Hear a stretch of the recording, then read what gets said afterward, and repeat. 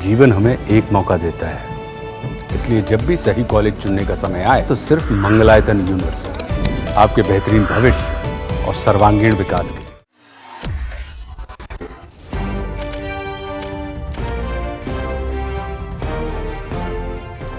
आज मैं आपके साथ सुप्रीम कोर्ट के जिस जजमेंट पर चर्चा करूंगी वो हमारी सामाजिक व्यवस्था और सामाजिक सोच की कमियां दर्शाता है, जिसमें महिलाओं के साथ भेदभाव होता है।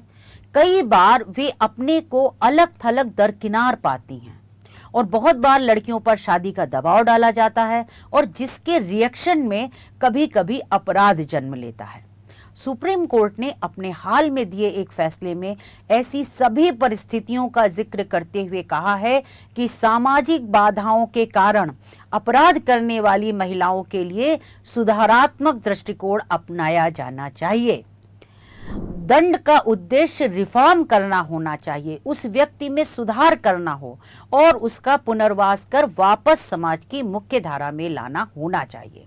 तो सुप्रीम कोर्ट का यह फैसला महिला अपराधियों को एक अलग दृष्टिकोण से देखता प्रतीत होता है।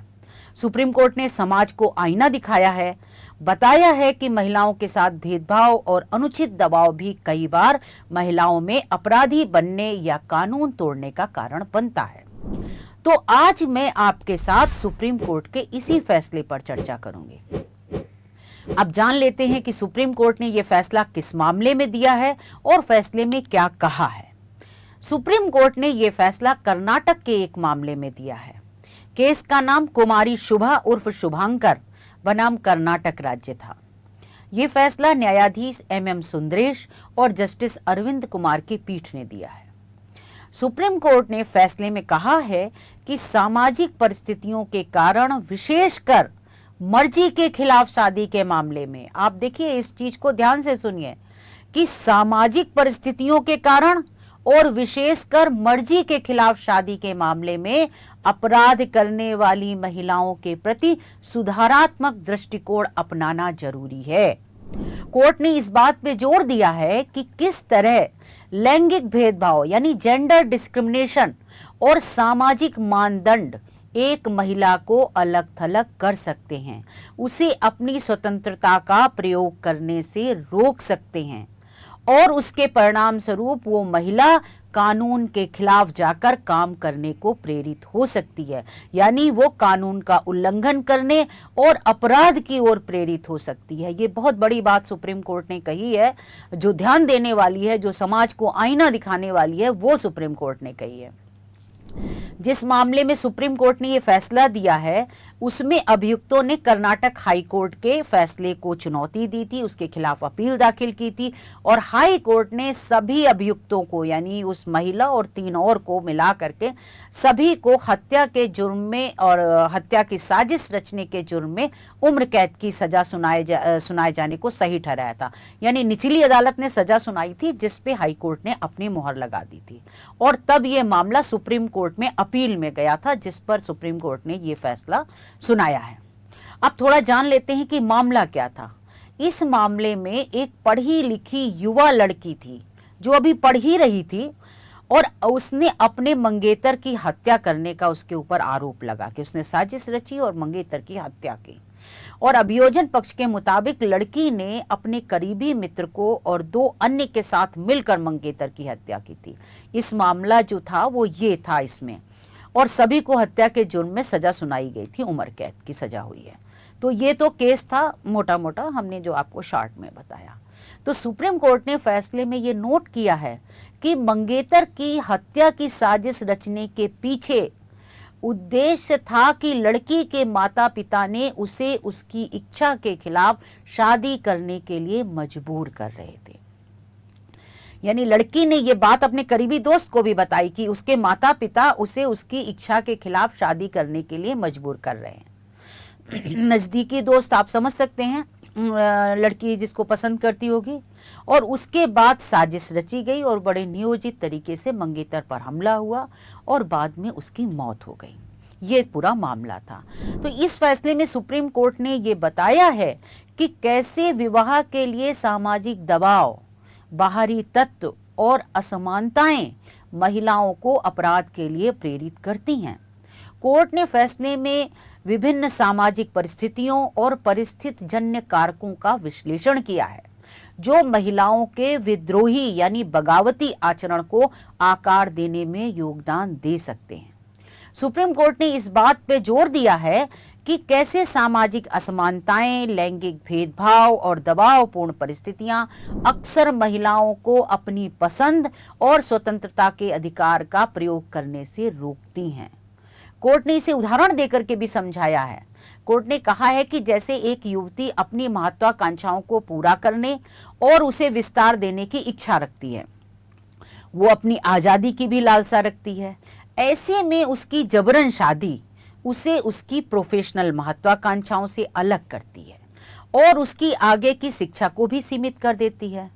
तो ऐसे में निश्चित रूप से एक प्रतिक्रिया का जन्म होगा, यानी उस महिला, उस युवती के अंदर एक प्रतिक्रिया जन्मेगी, क्योंकि उसका तो उसकी स्वतंत्रता भी कर्टेल हो गई और उसकी शिक्षा भी सीमित हो गई। तो कोर्ट ने कहा है कि ऐसी स्थिति में प्रतिक्रिया परिस्थितियों के हिसाब से अलग अलग हो सकती है।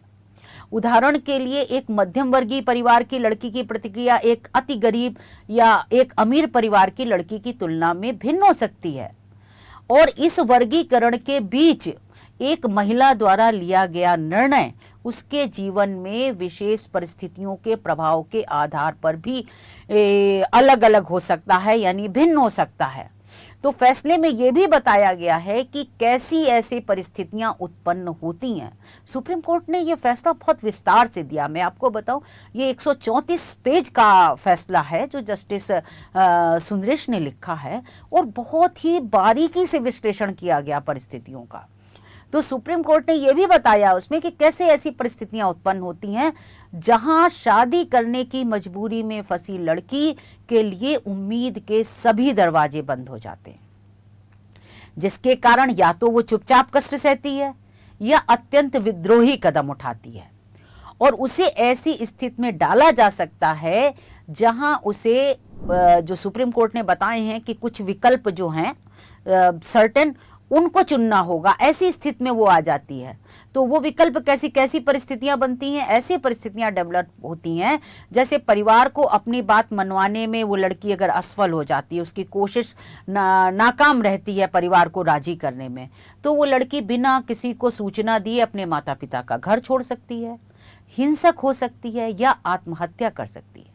कोर्ट ने यह भी कहा कि अगर सामाजिक दबाव उसे इनमें से कोई कदम उठाने से रोकता है, यानी वो नहीं कर पाती है सामाजिक दबाव के चलते, और उस पर जबरन शादी थोप दी जाती है, तो उस लड़की की पीड़ा और बढ़ जाएगी।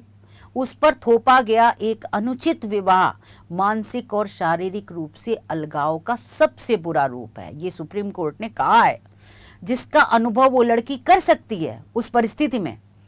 कोर्ट ने कहा कि ऐसे मामलों में उसके दृष्टिकोण में संभावित समाधान अलग होगा, यानी अगर ऐसी परिस्थितियां आती हैं तो वो लड़की उन परिस्थितियों का जो समाधान सोचेगी वो हो सकता है अलग हो। कोर्ट ने कहा कि सामाजिक बाध्यताएं निर्णायक भूमिका निभा सकती हैं, यानी जो जबरदस्ती है ना, सामाजिक कंपल्शन, सोसाइटल कंपल्शन की बात यहां सुप्रीम कोर्ट कर रहा है, तो उसने कहा है कि ये निर्णायक भूमिका निभा सकता है। फिर सामाजिक कलंक, शिक्षा का अभाव, अपर्याप्त वित्तीय मदद जैसे कारक विभिन्न प्रकार की प्रतिक्रियाओं को जन्म दे सकते हैं।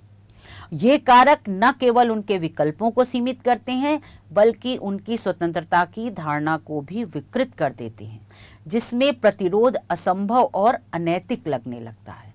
तो ये विश्लेषण उन मनोभावों का सुप्रीम कोर्ट ने अपने जजमेंट में किया है कि ऐसी परिस्थिति में फंसी लड़कियां क्या क्या सोच सकती हैं, क्या सामना कर सकती हैं, उन परिस्थितियों का विश्लेषण किया है। कोर्ट ने कहा है कि कुछ मामलों में लड़की इन दबावों को ये मान के आत्मसात कर लेती है कि उनका पालन करना ही अब उसके पास एकमात्र विकल्प है, और अन्य मामलों में क्या होता है, यानी एक तो उसने मान लिया कि अब वो कुछ नहीं कर सकती है, उसको ये मानना ही पड़ेगा। लेकिन कुछ मामलों में जो अन्य मामले होते हैं उनमें वो सूक्ष्म, अत्यंत अदृश्य तरीके से शांत हो जाती है, यानी आपका बच्चा एकदम चुपचाप रहने लगता है, वो निराशा, हताशा में चला जाता है, भावात्मक अलगाव या यहाँ तक कि चुपचाप तरीके से वो अवज्ञा के जरिए अपना प्रतिरोध प्रकट करता है, अपना विरोध मतलब वो प्रकट करता है, वो बच्चा यानी वो लड़की कर सकती है। सुप्रीम कोर्ट ने कहा है अपने फैसले में कि अपराधों को दंडित करने के प्रति प्रतिशोधात्मक दृष्टिकोण अपराधी के मनोवैज्ञानिक निहितार्थों को हल नहीं कर सकता। यानी जब दंड देने के पीछे ये सोच होगी कि बदला होना चाहिए जो इसने अपराध किया है, तो फिर वो उस अपराधी का जो मनोवैज्ञानिक निहितार्थ है उसका समाधान नहीं निकाल सकता। कोर्ट ने कहा कि जहां अपराधी अपनी आसन्न परिस्थितियों में, आसन्न परिस्थितियां यानी ऐसी परिस्थिति जिससे वो भाग नहीं सकता, उसके सामने है, आसन्न परिस्थितियों से पैदा हुआ हो, यानी उसके सामने ऐसी परिस्थितियां आ गई हैं जिनके चलते वो अपराधी बना हो, वहां दंड को भविष्य के अपराधों को रोकने के साधन के रूप में नहीं देखा जा सकता। दंड ऐसे आचरण के रूट कॉज को ठीक नहीं कर पाएगा। कोर्ट ने कहा है कि यहीं पर ऐसे अपराधियों के प्रति सुधारात्मक दृष्टिकोण यानी रिफॉर्मेटिव थ्योरी अधिक प्रभावी हो सकती है। तो कोर्ट ने यह कहा है कि ऐसे जो मामले होंगे उसमें बजाय सजा और दंड देने की मंशा के उसमें सुधार की मंशा होनी चाहिए, उस अपराधी में सुधार की कोशिश की जानी चाहिए और वो ज्यादा प्रभावी हो सकती है। सुप्रीम कोर्ट ने फैसले में और भी चीजें कही हैं। कोर्ट ने कहा है कि दंड ही किसी अपराध के लिए उपचार नहीं होगा। यह अपराधी की कानूनी या सामाजिक स्थिति तो बदल सकता है दंड, लेकिन उसके आचरण के मूल कारणों का पता लगाना जिसके कारण उसने अपराध किया है या उन मनोवैज्ञानिक और भावात्मक कारकों को दूर करने के लिए पर्याप्त नहीं होगा। कोर्ट ने कहा इसलिए बिगड़े व्यक्ति को सुधारा जाए, उसका पुनर्वास किया जाए ताकि उसे समाज के दायरे में वापस लाया जा सके।